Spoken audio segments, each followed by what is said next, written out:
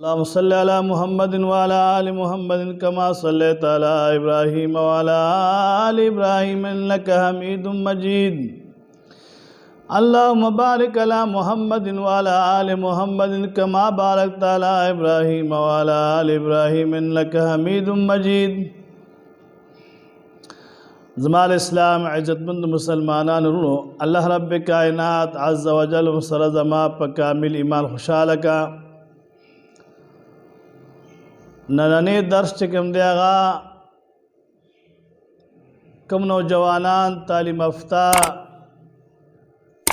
چې هغوی تعلیم کړی وي خرچې کړی وي په ځان باندې او دونه تکالیف برداشت کړی وي او بیا هغوی ته د حکومت د طرفه هیڅ قسم نوکری نه ملاویږي یا داسې یو بل ځای کې هغه ته څه کار نه ملاویږي نو هغه پریشان وي چې دا به څه کېږي دونه وخت ما تعلیم هم وکړو او دونه وخت مې ضایع کړ تیر مې کړ او ما ته هیڅ قسم د حکومت د طرفه څه نوکري نه ملاویږي او پریشانی او فکر ډېر زیات وي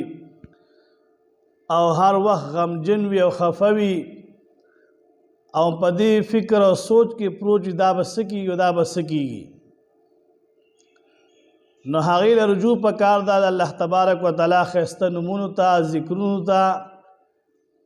چې د دې په برکت باندې الله تبارک وتعالی هغه ته یو ښایسته نوکري ورکړي یو ښایسته کاروبار ورکړي چې هغه په هغې کې اخته وي او د پریشانو او فکرې نه چې کوم دی د نقصان نه هغه محفوظ وي نو آسانه وظیفه ده د هر مانځه نه پس 11 کرته درود پاک کوم درود چې درځي هغه 11 ځله او بیا مس کې آسانه وظیفه ډیره آسانه او کارنده ښکاریږي آسانه خو کار ورکې ډېر زیات دی یعنی کار ور باندې ډیر کیږي نوکری د پاره نیسي نوکری ور باندې الله تبارک وتعالی انسان ته ورکوي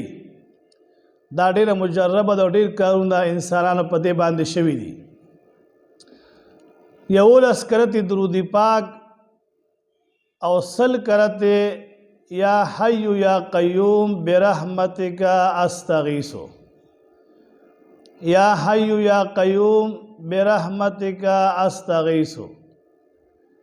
یا حی یا قیوم برحمتک استغیث داخره کې استغیث لفظ چې کوم دی دا سا د دریو ټکو والا سا چې کوم دی ورته ویلی شي څنګه چې د تا او د با دا کورونه دي په دې کې درې ټکي چې بره واچوي د سا ویلی شي سا نو استغیث ری سین بنا دا کہ آخر کی استغیثو یا حی یا قیوم برحمتک استغیثو دا بسل کرتی روزانہ ویلی کیگی ورپسی و بیا درود شریف 11 پیرے هم وائے اندہان مازن پسل کرتے ہاں ماسپین مازن پسل کرتے او دا شان د مازیګر د مازه نه پس سل کرته د ماښام د مازه نه پس سل کرته د ماسخوتن د مازه نه پس سل کرته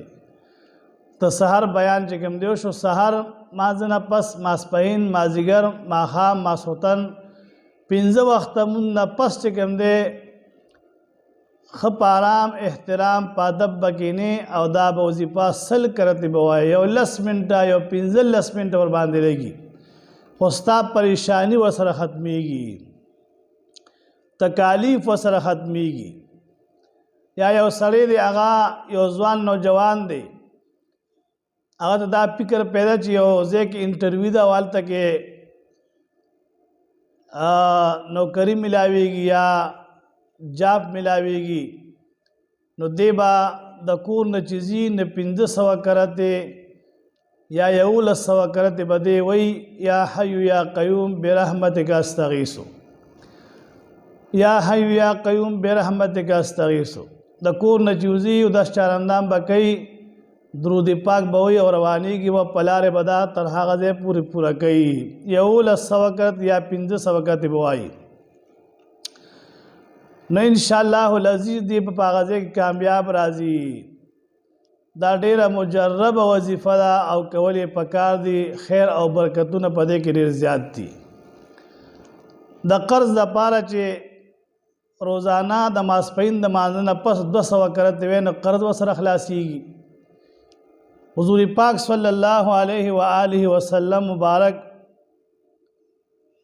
باغ صحابه کرامو ته دا خو چا په پوښتنه وکړه چې د الله محبوب په باندې قرض دی نو حضور پاک به ورته توسل کرت دا وایي. او نورو کتابونو ذکر کړی دی چې کوم عملیات دي د هغې نو چې څوک قرض دپاره 200 ځله ووایي د ماسپښین د لمانځه نه پس نو قرض ورسره خلاصیږي. او چې نوکرۍ دپاره یا کوم پریشانۍ تکلیف دپاره وی نو د هر لمانځه نه بس په 100 کرتې وایي. نو دې سره به د مزد پابندي هم کېږي. مزد به هم چې کوم دی پابندۍ سره کېږي. الله تبارک وتعالی ته به انسان نږدې کېږي او دا قرض پتا چې دا مزد دی دا به هم پوره کېږي او ورسره به دا وظیفه هم کېږي. نو کار به انشاءالله تمامیږي. الله ته به ته نږدې کېږي. چې الله ته نږدې شي الله تبارک وتعالی انسان نه خفه کوي.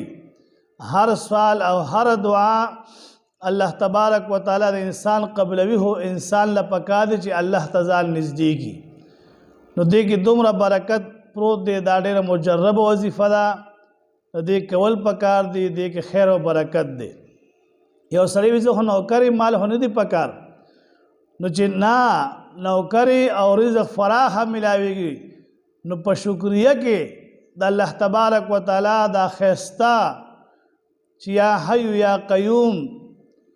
برحمتک استغیثو دا یو مجربه وظیفه چې هغه کارنده ده او عمل ورسره ښه کېږي. انسان ورسره الله ته نږدې کېږي. نو خیر دی که ته نوکرې او تکلیف درته نه وي رزق دې فراخ نو د خدای رضا دپاره بس دا وایه که نه نو الله تبارک وتعالی ته به نږدې کېږي